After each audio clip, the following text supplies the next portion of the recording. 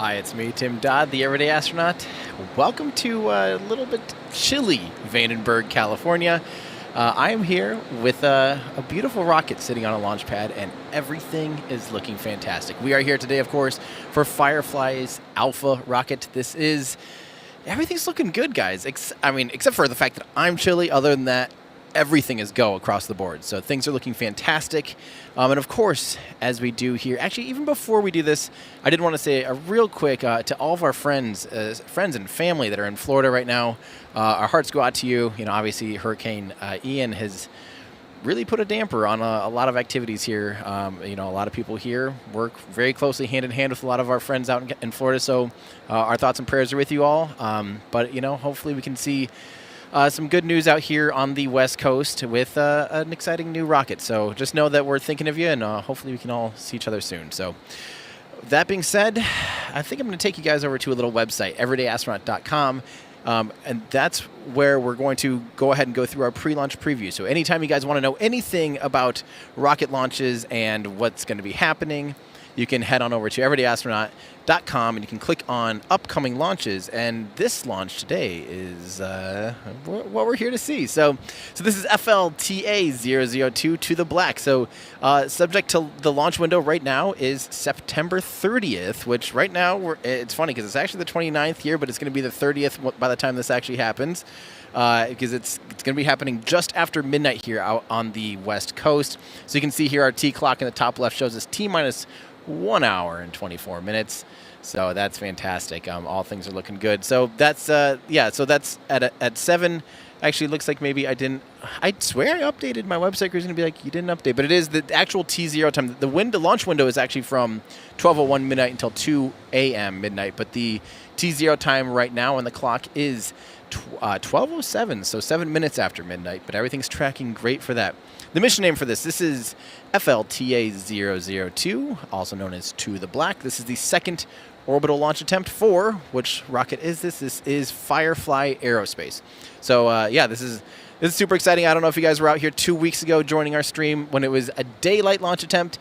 Now it is smack at midnight, basically, and but it's gonna be great. I mean, everything is looking so good that we're all just gonna be super excited to get this thing off the ground, of course. So the customer for this, now this is interesting because this actually has a handful of people on board. This is going to have, and we're going to be talking about some of the payloads on board. We'll show you guys a couple little video teasers of some of the things that are on board, but I'll just kind of list a few of them here. First, this is going to be Firefly, NASA, Teachers in Space, Libre Space Foundation, AMSAT Spain, and FOSA Systems.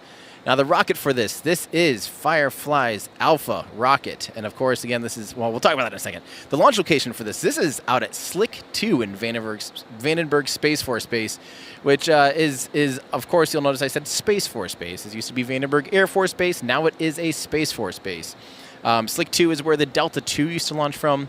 It's a really cool launch pad, but as you'll be able to see, too, when we get some of our other shots up there, it is stripped down to the bare bones here and very sleek and simple. And I mean, there's almost no it's just crazy how simple they made everything out there on Slick 2. So the payload mass for this is only about 35 kilograms. That's actually a really, really lightweight payload, especially for a rocket of this size that can carry over a metric ton into orbit tonight. Just as their demonstration mission, this is just a test flight. They're just trying to get something into orbit, just trying to demonstrate how the rocket's capable. Nice and easy, 35 kilograms. This is a breeze for this beast.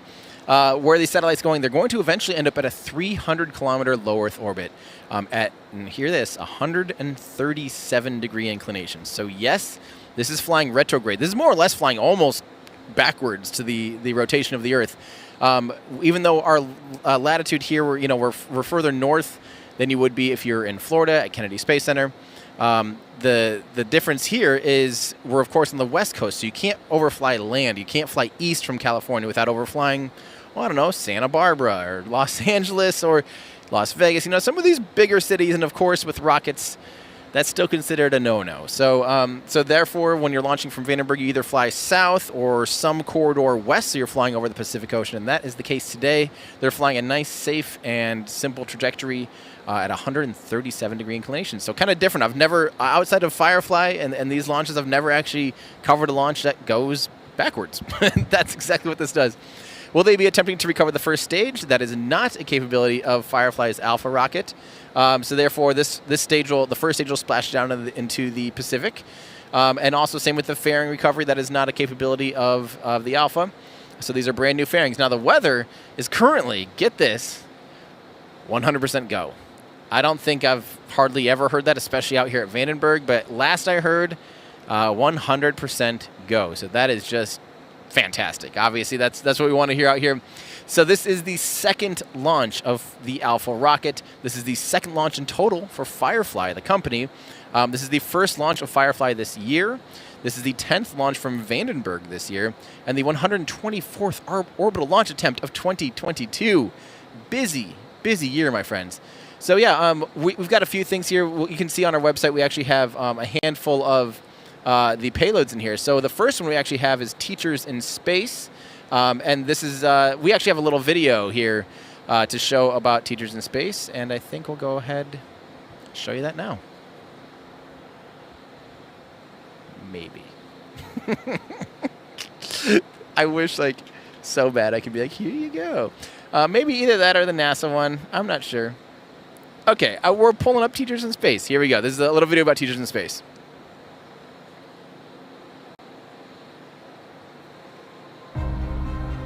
On this upcoming mission, we have 3 payloads flying with us. All of them are very experimental and heavily into research and development, and specifically about raising awareness in space. Teachers in Space, we provide actual space opportunities for teachers to actually be embedded in preparing a rocket for launch, preparing a satellite, integrating the satellite. Firefly have given us a brilliant opportunity to launch our own first educational orbital satellite.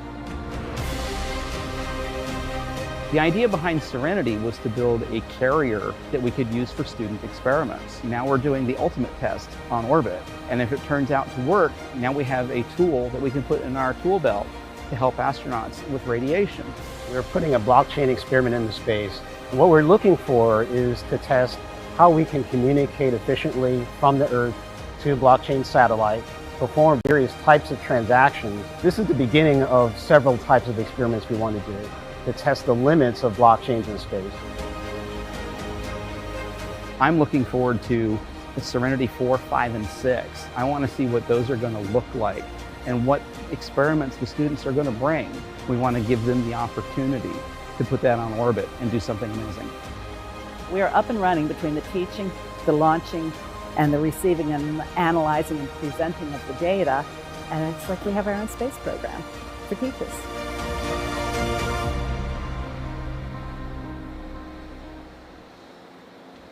All right, so yeah, that's a pretty awesome little thing there. But the next one that we actually have is NASA tests. This is the Tech Ed Sat 15. And this one, I'm actually really excited about this because I think that this is something that we have to be considering a lot as there's more and more satellites getting up into orbit, and as space is getting busier and busier these days. This is a demonstrator that it's actually going to help demonstrate that you can deorbit payloads and deorbit CubeSats. And yeah, this is called the Tech Ed Sat 15. We've got a video of that as well.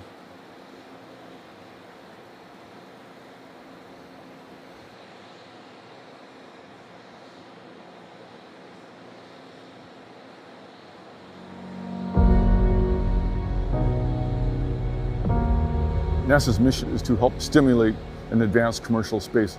We collaborate with our young professionals within NASA, private industry, universities, and basically use this as a cauldron to advance a lot of technologies through experiments. In this case, it's helping to supply a very quick turnaround nanosatellite to the Firefly team. The Tech Education Satellite Series is a rapid proto-flight series of incremental CubeSat developments.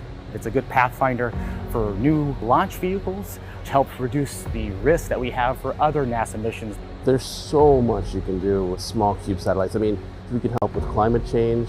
We can help with climates in Mars, climates in Venus. We're doing pathfinding efforts to enable, manufacturing and low Earth orbit. We're really interested in taking the nanosatellite concept and moving that to the lunar environment as well as Mars. Our primary payload actually for TechEdsat 15 is our exo-atmospheric braking device, which we like to call our exo-brake. Our exo-brake is made out of a material that's the same exact thermal blanketed material that was on the space shuttle, which enables us to have a certain amount of control authority in regions of our atmosphere where most other CubeSats cannot. We're also flying solar panels that are commercial off-the-shelf units. It lowers the cost of the most critical component of our satellite. I could actually command the satellite using email actually. While we were quarantined at home, I was actually commanding the satellites in my bedroom.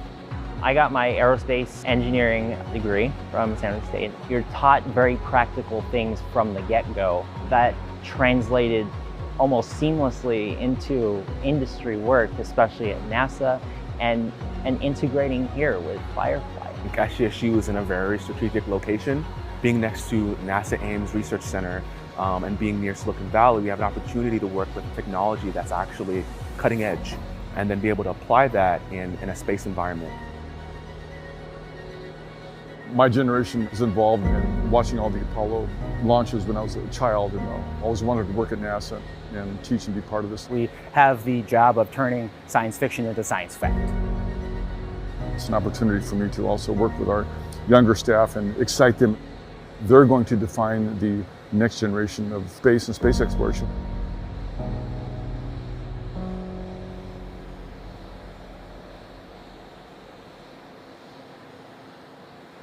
So yeah, that's the Tech Ed Sat 15, but there's actually a handful of other cool things too. There's the Libre Space Foundation Pico Bus, there's the AMSat EA Genesis G and J, and the FOSA Systems FOSA-SAT 1B. Now we have again a full rundown on all of the small payloads on here, and like I said, this Firefly, the rocket's taking it pretty easy with this light of a payload. This vehicle is capable of a lot more, but for your first mission, obviously a demonstration mission like this, you just want to keep it light and easy for it. No big deal. So this is the kind of the things we're hoping to see here. We're coming up on, as you can tell, it's T-minus 1 hour.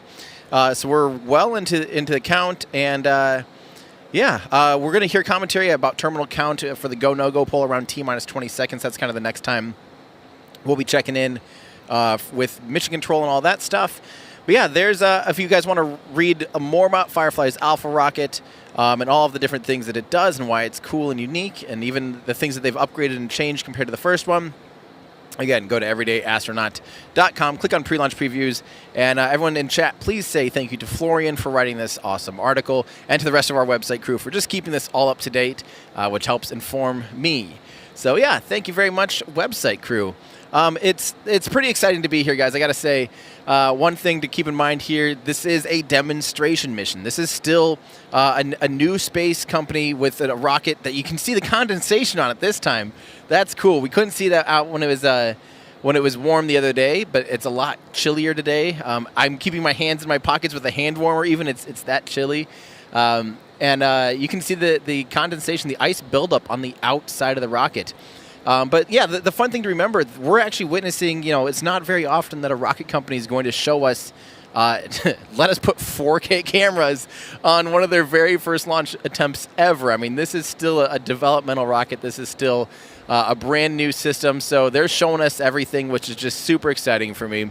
I had the opportunity to speak with Bill Weber, the CEO, the other day, and he was going, yeah, this is a demonstration. We're hoping that it goes great, and in case it doesn't, he's like, we do have another one right there ready to go. I mean, they're ready to crank on these things, but they have high confidence that this vehicle is going to do great, and they're hoping to at least just get through a few of those key milestones, and that's mission success for them. Really, would be being able to demonstrate out a few more subsystems than they were able to on their first launch attempt.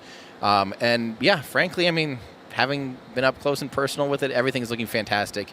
Really impressed with the calm nature of the teams, especially now there has been a little bit of a 2-week stand down. You can tell everyone's just like, sweet, let's do this. And that's just fun for me to see. So yeah.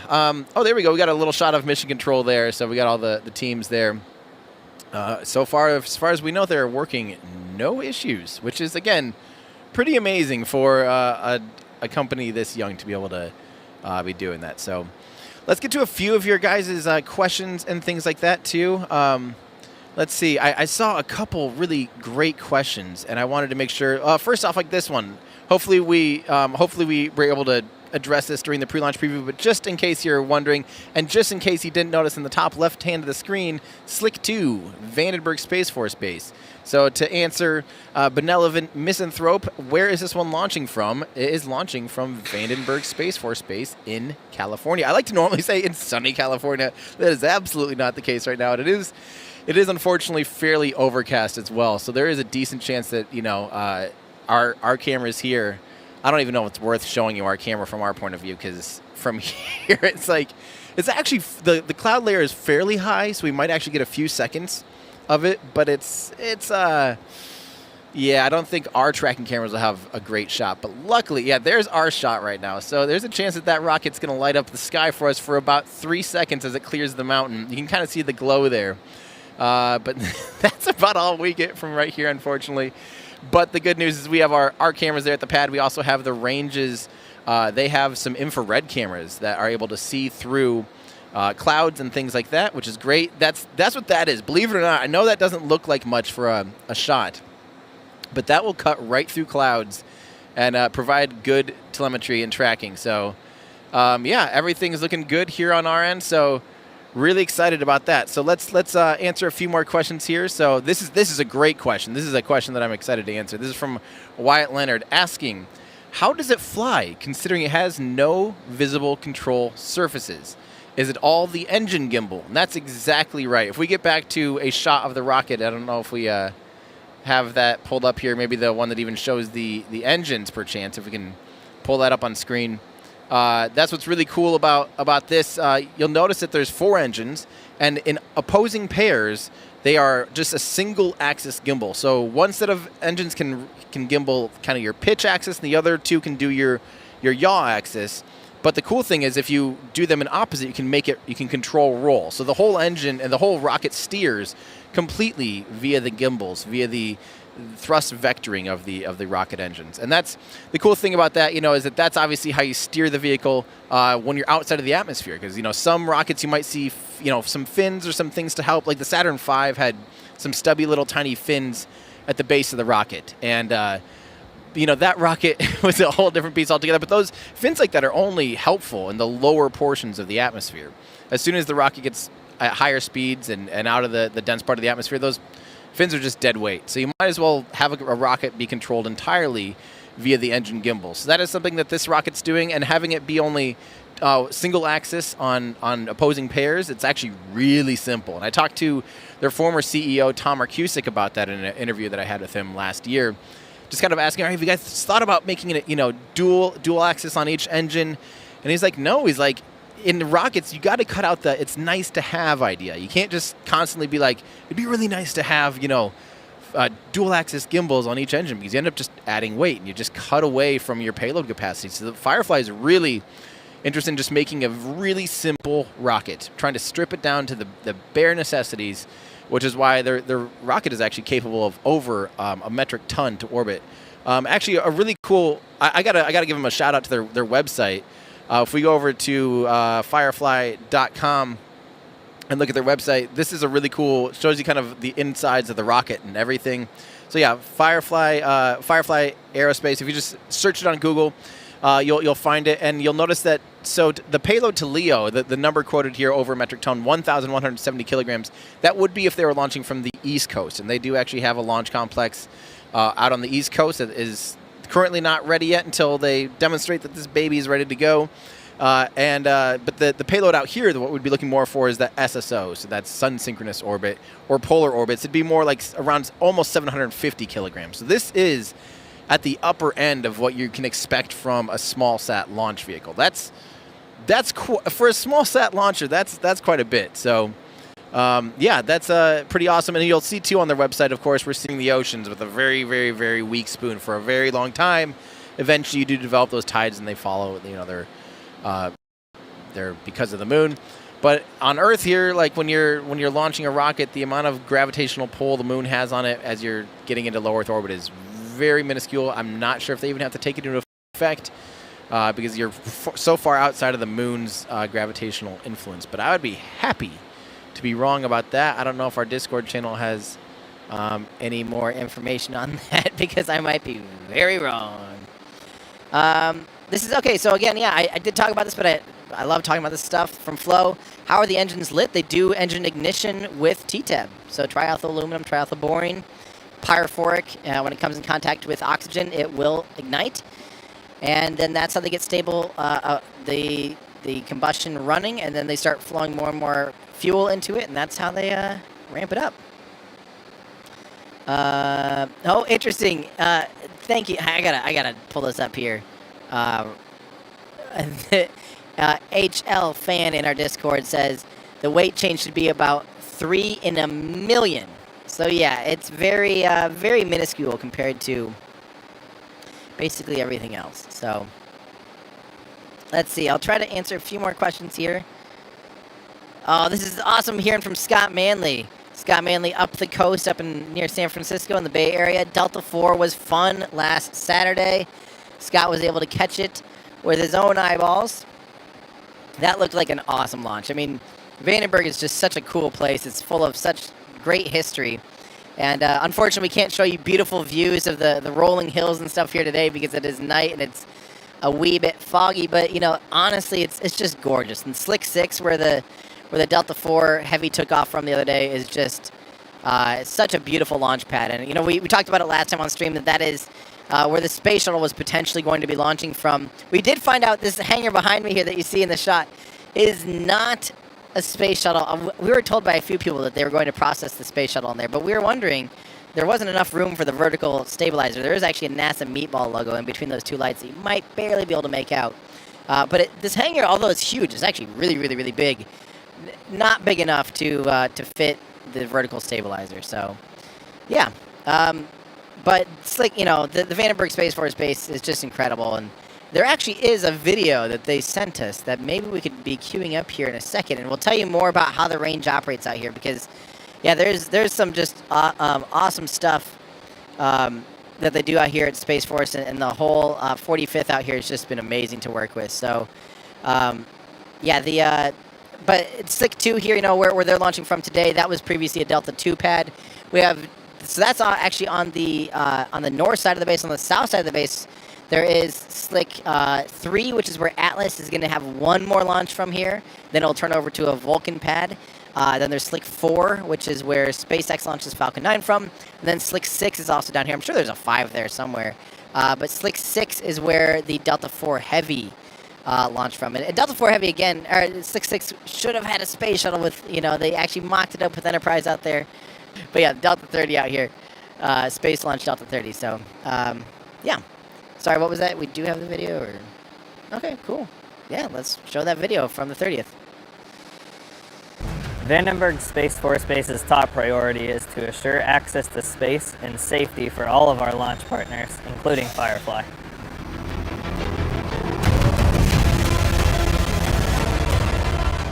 The mission of Firefly is to make space for everybody.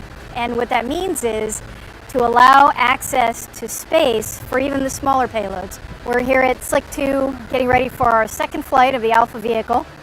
We're very excited about it. It's really been great working with the range and the base on safety, flight safety, public safety, pretty much all aspects, getting ready for a mission.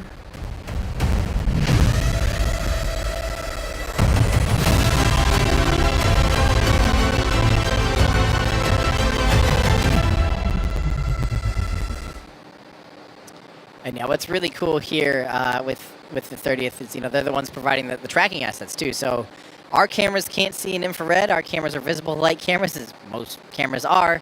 But the cameras they have out here, even though there is, like I said, there's a decent little marine layer, a little bit of fog, those cameras will be able to cut right through it. And that's super cool. That provides a really, really good. I know it doesn't look like much, but when that lights up, it's able to cut right through clouds. And so that will still be able to tell the teams an awful lot there. So those are the infrared cameras, and those will be awesome. This is from Milan wanting to know, what's the vapor coming off the rocket during prop fill? So yeah, we've talked about this a handful of times, but it's always something that's important to note. That's literally just, so inside the rocket there's liquid oxygen. So that's, you know, that is oxygen that's chilled down until it reaches liquid point, and that's really, really cold. I always think think I should remind myself at the beginning of the webcast what it is. I believe it's a minus 183 degrees Celsius. I think is the boiling point of oxygen. And then since it's so stinking cold, it will warm up due to the ambient temperature difference out here just living on Earth. So when it warms up, it turns into a gas. So it turns into gaseous oxygen. It expands almost 1,000 times. And so when you do that, you have to vent it out. Now you'll notice right there, perfect example.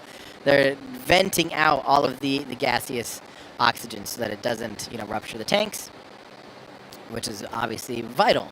So, and you also notice too, just in general, because the rocket's so cold, some of the vapors are just coming off the rocket. And just like when you open like your freezer, sometimes you'll see the condensation coming out of the freezer too. That same type of thing. Or if you've ever played with dry ice or something like that, you'll see that same thing. That's just literally really cold air coming in contact with the water vapor in the atmosphere, the humidity in the atmosphere, and it just makes these little condensation clouds. And that's just what it is. Let's see here. This is from Space Pony. Thank you so much for your tip. I gotta see. Yeah, will Firefly ever provide a co-host for Added Info? I would love that. I would absolutely love that. And we're in loops with their comms team. We're actually coming up here we're about 6 minutes away from hopefully hearing the go no go poll from them, and we'll be able to pull that up. And hopefully when we have that up, we can put it in a box so we can see the teams doing it. But I would like to always keep the rocket on camera at all times because that's the star of the show today is the rocket. But also the teams are okay. The teams are kind of really the star of the show. Without them, there wouldn't be a rocket. But the rocket's also a co-star. But as far as having a co-host, I would love that. I would love to help get them just have their own live stream set up here and embedded into their launch pad and stuff like that, and help them figure out their whole system here. We've learned a lot of lessons. I've learned a lot just setting up a live stream like this with a launch provider. It's just been incredible. So there you can see mission control. Pretty awesome. The cool the things that I've learned, like we have our stuff tied into fiber optic lines and all this stuff, and we've learned an awful lot about how to get feeds back and forth across the whole Vandenberg Space Force Base. And this is cool. This is awesome from Cody. Maybe Cody's dad is in this shot. Shout out to my dad Nathan for working on this. Can you imagine that? I mean, that's awesome. Out there, Nathan is building rockets, and Cody's watching his dad get ready to put a rocket into space. That's awesome. That's what this is all about. And of course, my job as a complete armchair, like the ultimate armchair, I am just a guy that loves spaceflight. Friendly reminder, I am not an engineer. I don't have a degree in any of this stuff. I just love this stuff. So take what I say with a grain of, I'll say grain of sand, because a grain of salt would probably be the right way to say it, but this way you reiterates that I am just an enthusiast, and my job is to help you guys get excited about this stuff, and also to help remind you that there are people out there that work on this stuff tirelessly, that work on it day and night, think about every little component of this rocket, that know more about the inner workings of this rocket than I could ever know. There's people out there that are know everything about a certain valve, that are like valve experts. There's people that are avionics experts. There's people that are programming the code to do all of the things that I just can't even wrap my head around. So, my job is to help make rocket science fun to the best of my ability. And I'm always learning, and I hope you guys are always learning too, because that's what this is all about. So it's just quite an honor. I mean, this is like the ultimate dream for me, is to be able to be streaming a rocket launch that's about to go to space. I mean, come on. Like, that's just absolutely ridiculous, and it's such an honor. And I'm again so thankful to the teams at Firefly for trusting me with this. I mean, trusting us to be out here and to let us set up 4K cameras on the launch pad. I mean, that's just absolutely so. And I got another reminder where we got the go no go poll coming up here in about 3 minutes or so, and we'll be able to bring you guys that audio as well when they do that. So that'll be awesome. Let's see here. So the prop load on this rocket, Chris, hey, awesome. I didn't even realize who said it. Chris Dombrowski, who has ridden on a Falcon 9. We have an astronaut asking, maybe I'm spoiled with a 35-minute prop load time for the Falcon 9, but how long before T0 does this rocket get fueled? Very good question. If I remember it, they actually begin prop load, is it T-minus 4 hours, Ryan? Do you remember? Is that? I'll pull it up here on our website. If I recall, and maybe we can get a reminder. I believe let's see. Lock load began at T-minus 3 hours and 40 minutes. So that's when they began LOX load, and I don't remember, fuel load might be like T-minus 2 hours. So basically prop load begins just under 4 hours, T-minus 3 hours and 40 minutes. So awesome. Everyone say hi to Chris Sembrowski. So cool having him in chat here and asking questions. Really, really appreciate the shout out there. Let's see here. Again, another reminder for Edgar. Will the rocket go south or straight west? It's kind of southwest. It's 37 or 27 degree inclination. So it is 137 degree inclination. So 180 degrees would be more or less due west.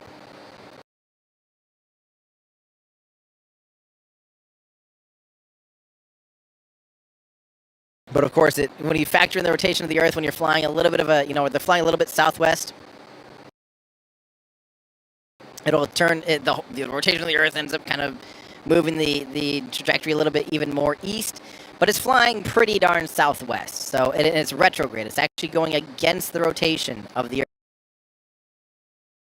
Earth, which is a little bit harder to do. So let's see here.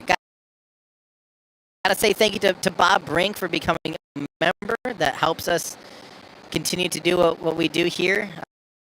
Really appreciate that. It means a lot. Let's see. Okay, we're actually coming up here. In 1 minute here, I think we're going to hear the go, no-go poll from the team at Mission Control, and that's going to be awesome. So hopefully that is exactly the case. Let's see here. Oh, this is awesome. From Republic Capital, proud investors of Firefly. I thank you for saying an amazing job. 2 a.m. Out here in New York.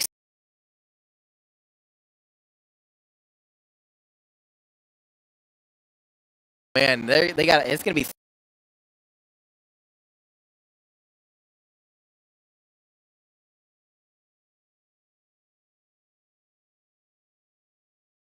By the time this thing launches. So thank you for staying up with us from Republic Capital, and thanks for investing in New Space and a company that's going big for their first. This is, again, I don't think people understand how big this is compared to most small launch vehicles. This is a really big and ambitious small launch vehicle. I mean, being able to lift over 1,000 kilograms for a small lift launcher is a lot. So yeah, I think we're coming up here. Hopefully the teams are getting ready to do the go no go poll.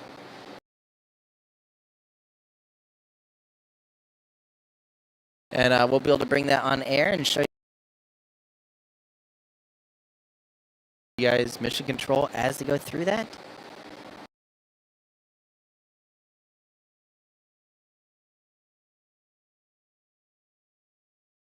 That's going to be, I can't wait. Go, no go poll always makes me just get a little bit, it's just such a hype building experience. Just, yeah, super excited. So, all right. We're waiting on them to start with that. As soon as we get that, we'll let you know. Here, I'll answer one more question.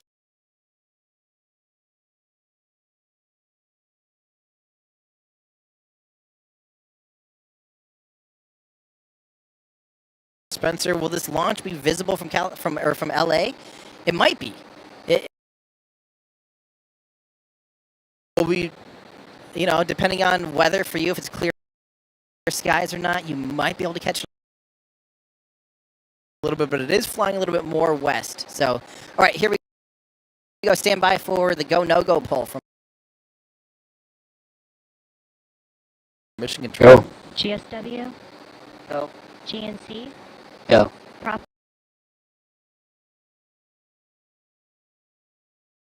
One. Go. Fluids one. Go. Structures. Go. AVI. Go. FTS. Go. GC. VC. Go.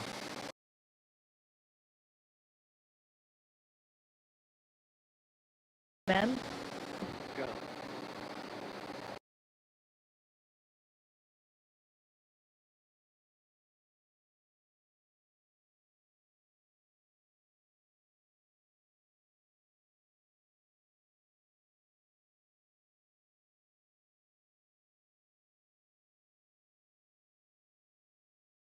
System. Go. LWO.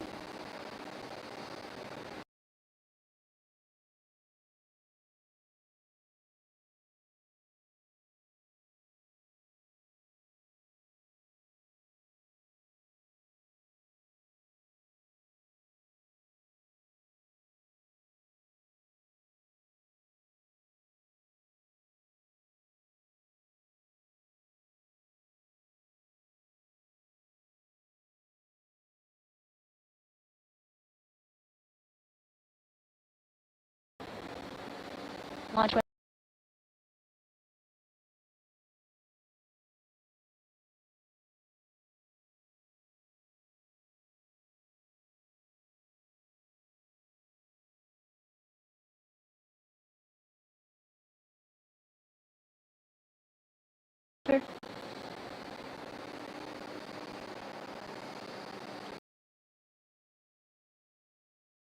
We'll come back. CE.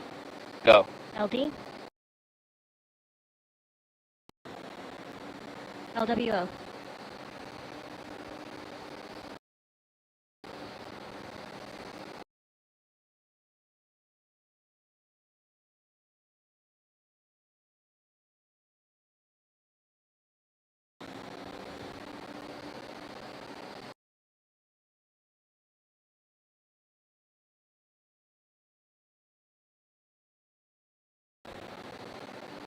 Camera.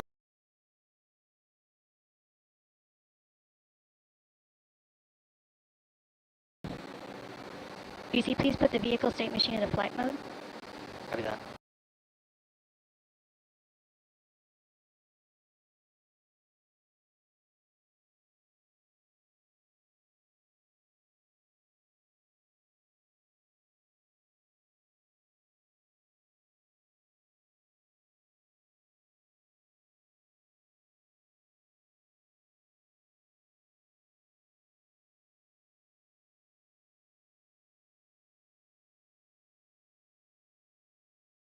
Vehicles transition to flight mode.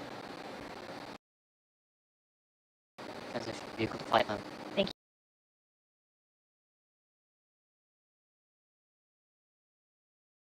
you.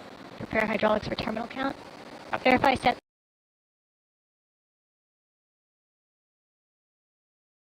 The operation selector to launch.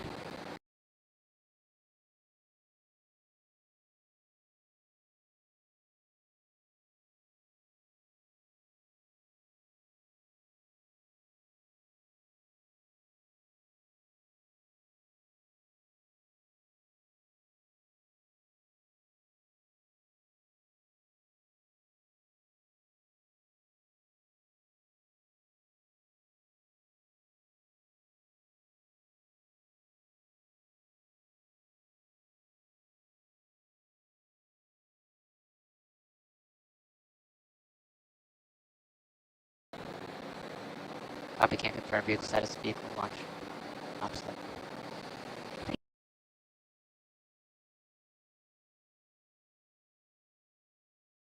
Hydraulics strong back auto pinner engage auto sequence.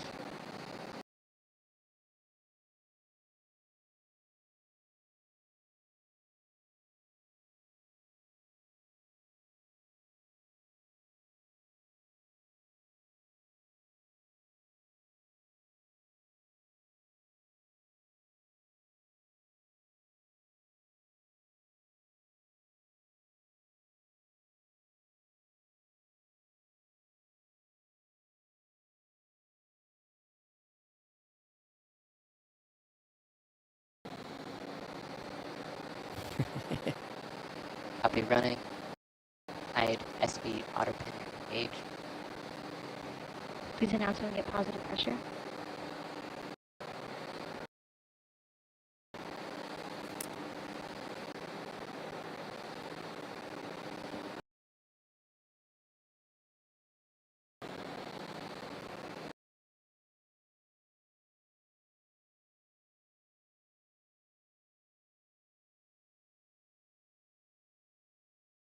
Well,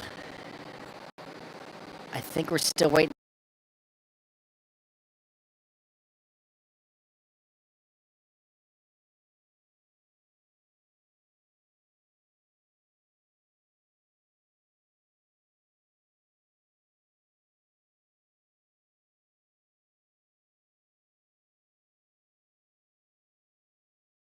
For a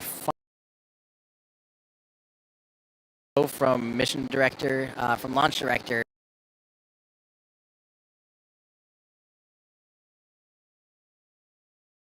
Roth. Did I miss it?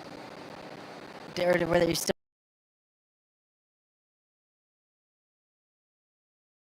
waiting on one more? Copy that.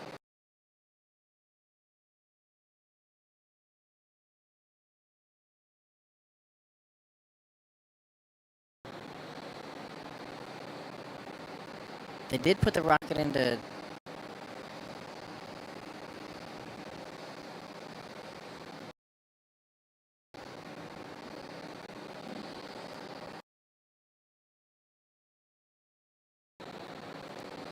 Okay, I think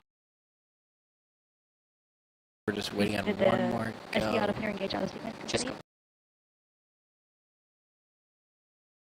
Just completed. Thank you. Please run hide color.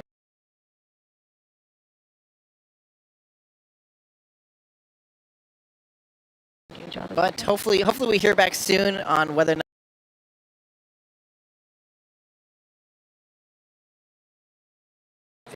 we do have go across the board, but yes, running. Well, okay, hopefully, and we'll be able to listen to comms too here.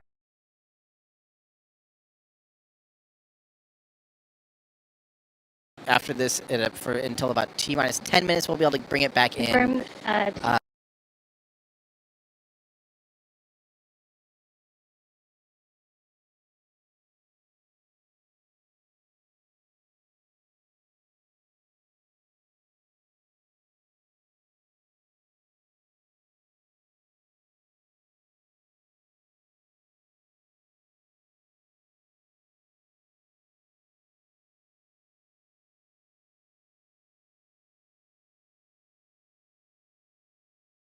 But I think we're actually on go, so yeah.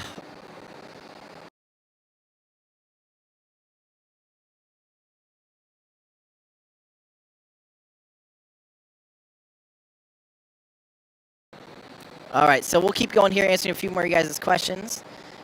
This is a good question.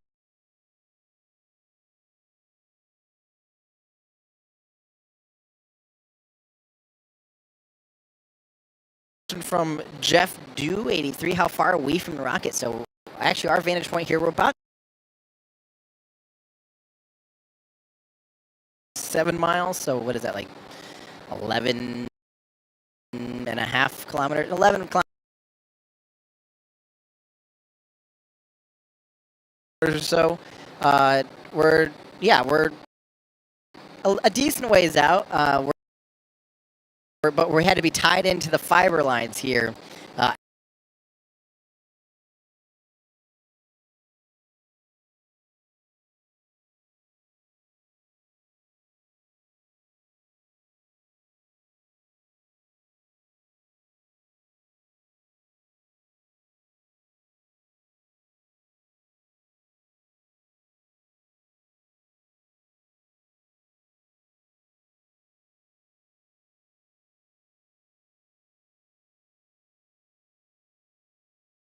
This NASA building, so it's really cool.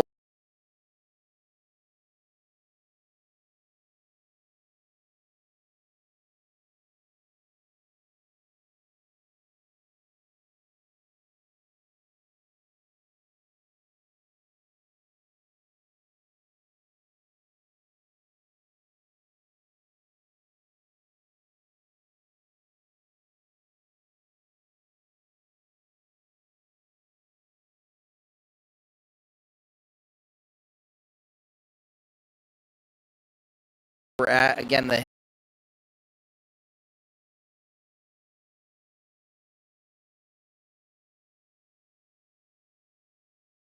infrastructure out here is pretty awesome.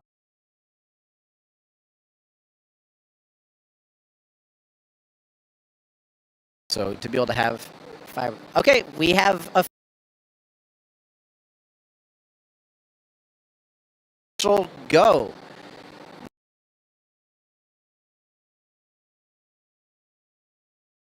They are go for launch. That is awesome.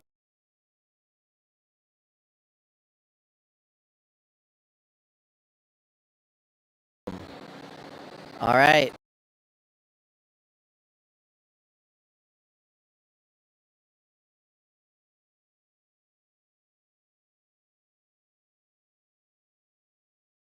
Is yes. All right. Let's do this.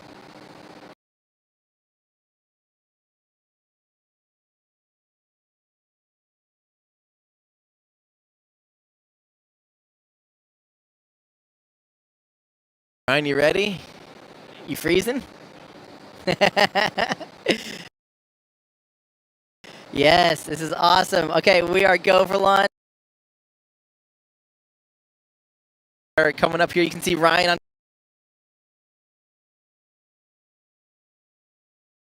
over there a little bit here. Ryan, wave to that camera out there.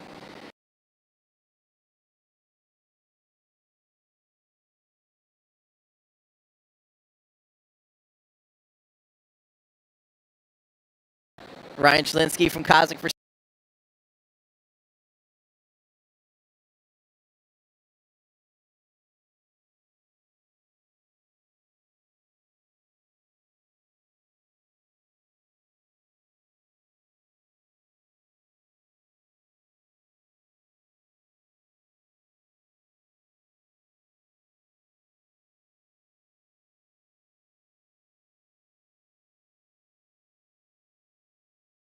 out here. We got Allie and Colin in the van running the show. Everyone say thank you to them as well. We're here. We're ready, my friends. This is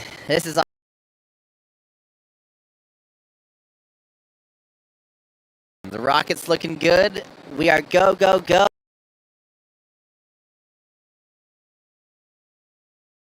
This is what we want to hear. We want to hear go. This is great news.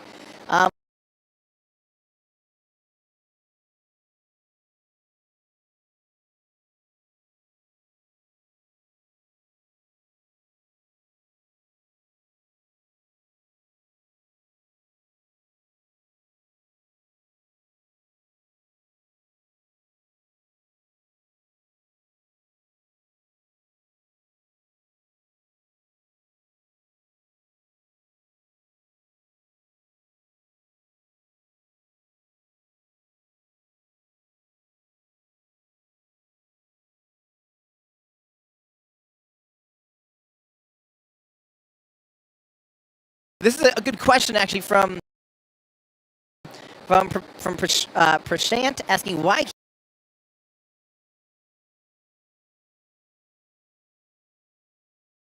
this rocket launch from Florida. And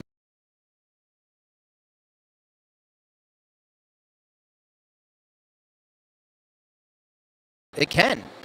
It can, and it eventually will. They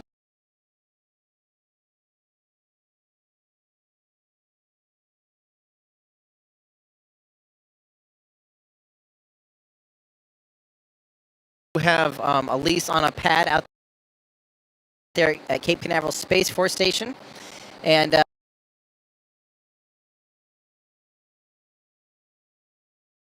hopefully, once they prove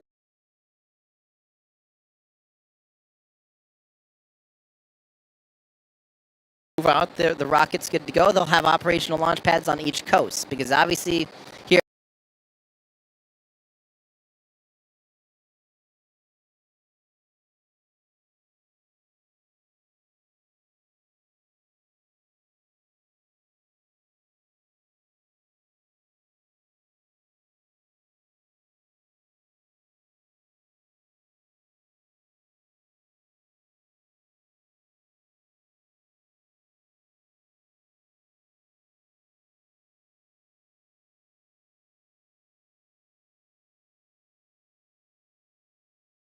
we have there's kind of a limitation to what flight corridors a rocket can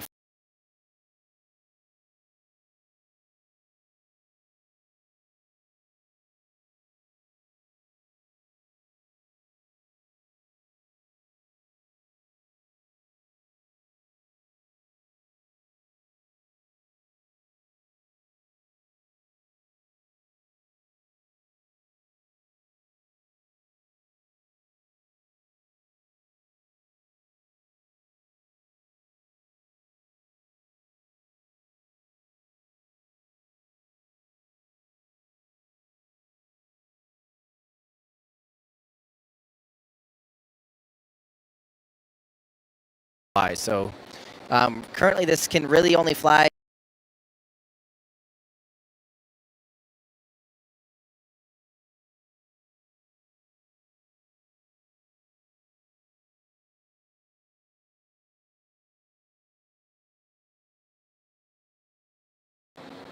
into polar orbit.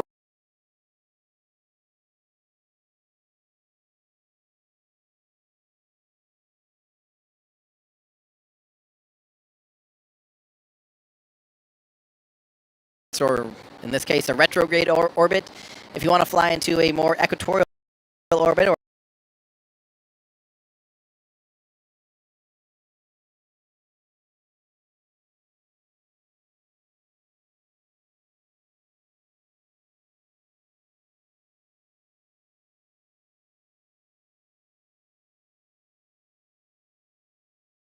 or more of a low inclination orbit,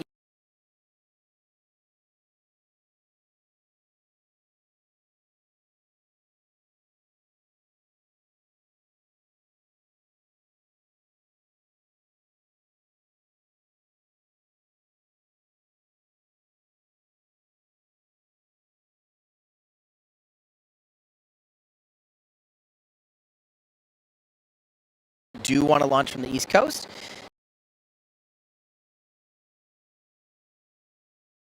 So eventually, once this rocket's,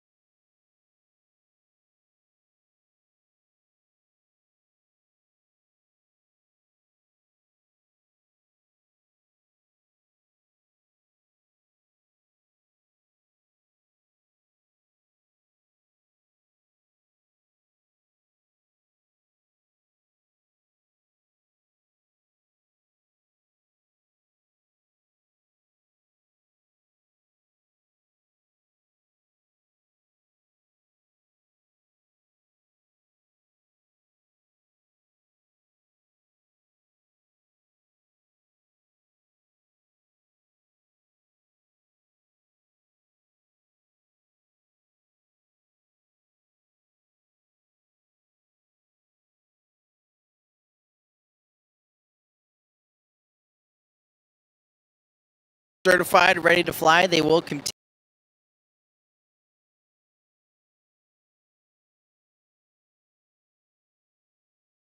expand their operation.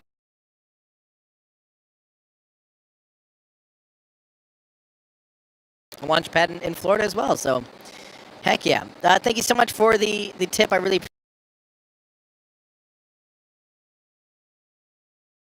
appreciate it. Ted's Fix It Tech. I really appreciate that. Let's see. This is a good question.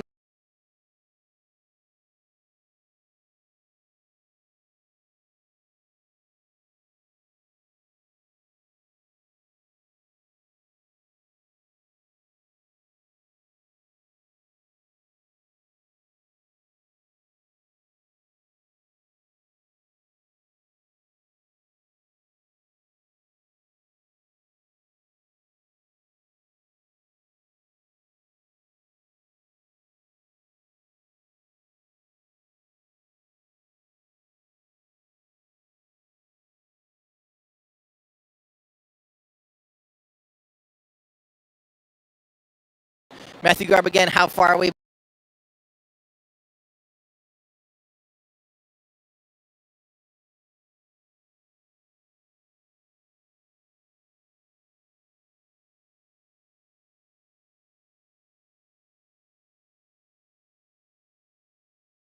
wanted to know, is it loud?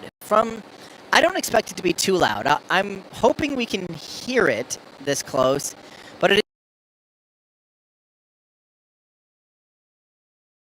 is, it is a smaller rocket in terms of compared to what just launched the other day. For heavy, it's quite a bit smaller than that, and it's 7 miles away or 11.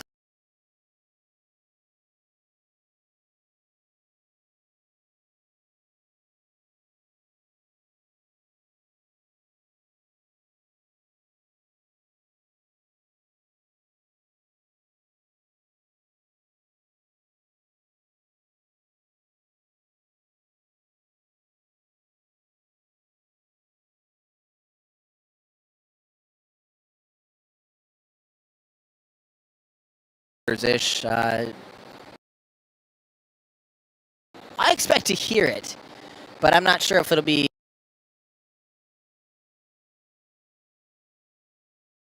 super, super, super loud.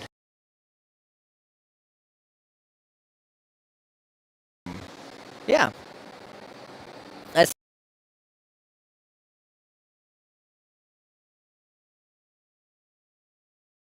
great question here from Reese. How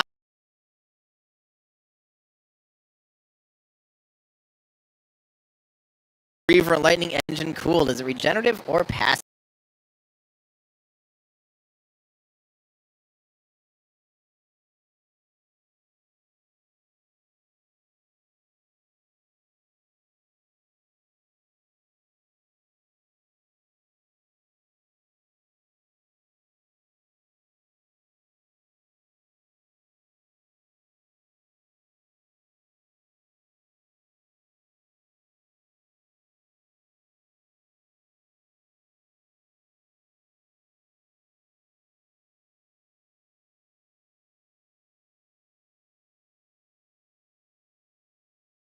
So, for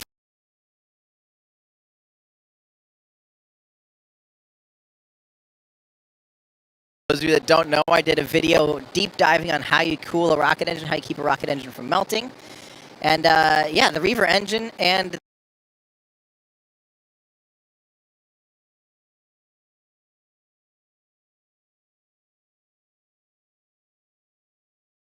Lightning engine are both regeneratively cooled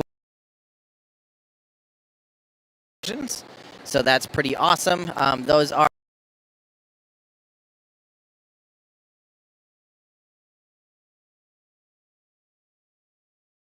engines that are that run propellers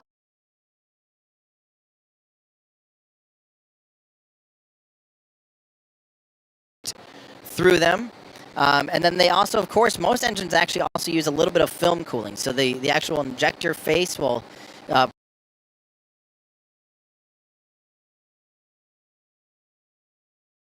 actually flow more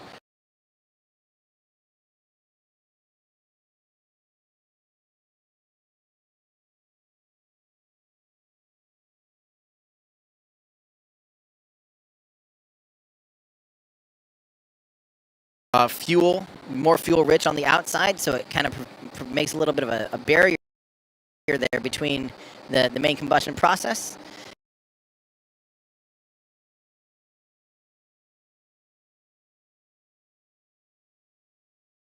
Yeah, so that's you can kind of employ a lot of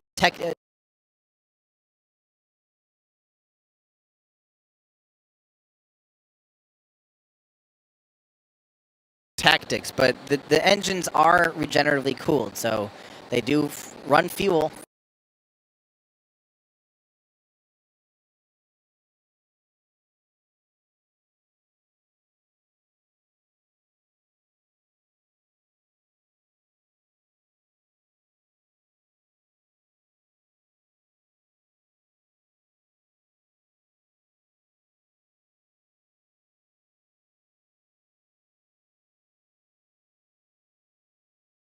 Through the engine, through the walls of the engine.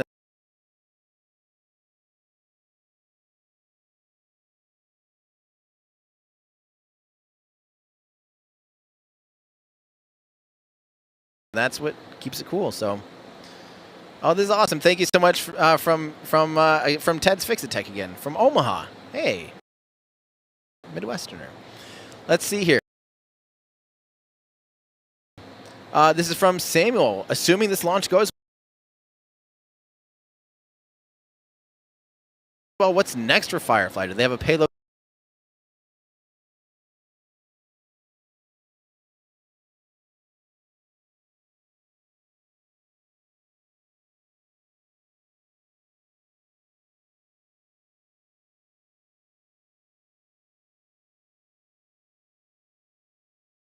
The next launch. Oh yeah, they've got rockets lined up and customers waiting to fly. So you know they're ready here for this demonstration mission to prove out that this rocket is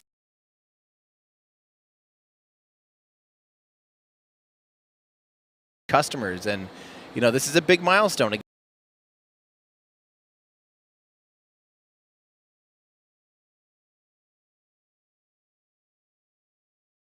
It's a lot of things that they hope to learn on.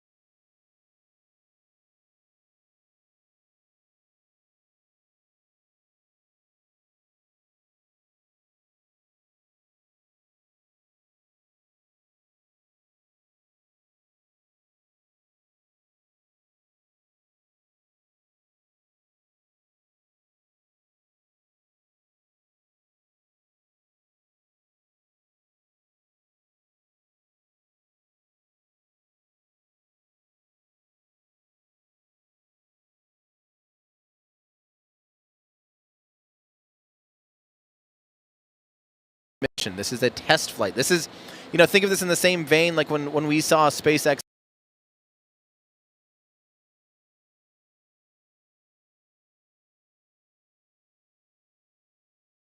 with you know, with Starship, when we see the SN things, they are just doing, they're testing, they're pushing the envelope and seeing what works and what doesn't. You can think of this in the same way. I think this is obviously a lot more higher fidelity test flight.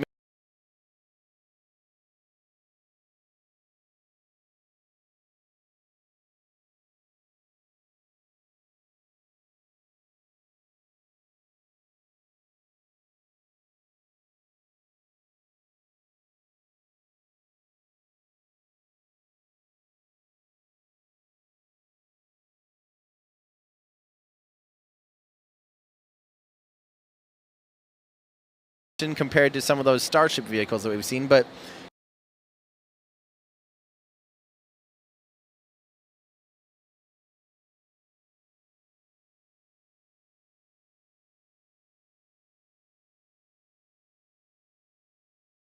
they're expecting to reach orbit